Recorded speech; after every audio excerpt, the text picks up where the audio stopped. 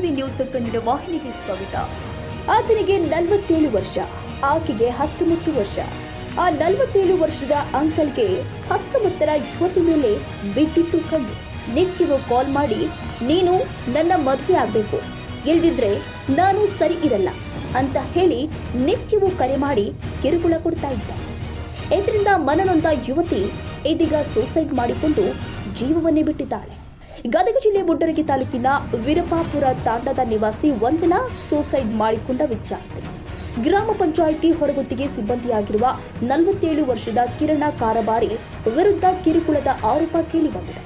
ಮೃತ ವಂದನಾ ಜಿಮ್ಸ್ನ ಪ್ಯಾರಾಮೆಡಿಕಲ್ ಕಾಲೇಜಿನಲ್ಲಿ ಶಿಕ್ಷಣ ಪಡೆದಿದ್ದಾರೆ. ಅಲ್ಲದೆ ಗದಗ್ನ ಬೆಟಗೇರಿಯ ವಸಂತ ಸಿಂಗ್ ಜಮಾದರ್ ಬಡಾವಣೆಯ ಸಮಾಜ ಕಲ್ಯಾಣ ಹಾಸ್ಟೆಲ್ನಲ್ಲಿ ಇದ್ದರು. ಆದರೆ ಈಕೆಗೆ 47 ವರ್ಷದ ಕಿರಣ ಎಂಬಾತ ಮದುವೆಯಾಗುವಂತೆ ಕಿರುಕುಳ ಕೊಡ್ತಾ ಇದ್ದ. ನಿತ್ಯವೂ ಫೋನ್ ಮಾಡಿ I love you, please love me ಅಂತೆಲ್ಲ ಅಂಕಲ್ ಯುವತಿಯನ್ನ ಕಾಡ್ತಾ ಇದ್ದ. ಅಷ್ಟೇ ಅಲ್ಲ, ನೀನು ನನ್ನ ಮದುವೆ ಆಗದಿದ್ರೆ ಫೋಟೋಸ್ಗಳನ್ನ ಎಡಿಟ್ ಮಾಡಿ ಸೋಷಿಯಲ್ ಮೀಡಿಯಾಗೆ ಅಪ್ಲೋಡ್ ಮಾಡುವುದಾಗಿ ಬ್ಲಾಕ್ಮೇಲ್ ಮಾಡಿದ್ದಾನೆ. ಈ ಕಿರುಕುಳ ತಾಳಲಾರದೆ ವಂದನಾ ತಾನಿದ್ದ ಹಾಸ್ಟೆಲ್ನಲ್ಲೇ ಫಿನೈಲ್ ಕುಡಿದು ಆತ್ಮಹತ್ಯೆ ಮಾಡಿಕೊಂಡಿದ್ದಾಳೆ. ಕೂಡಲೇ ಖಾಸಗಿ ಆಸ್ಪತ್ರೆಗೆ ದಾಖಲು ಮಾಡಲಾಗಿತ್ತು. ಆದರೆ ದುರಾದೃಷ್ಟವಶಾತ್ ಚಿಕಿತ್ಸೆ ಫಲಿಸದೆ ಯುವತಿ ಸಾವನ್ನಪ್ಪಿದ್ದಾರೆ.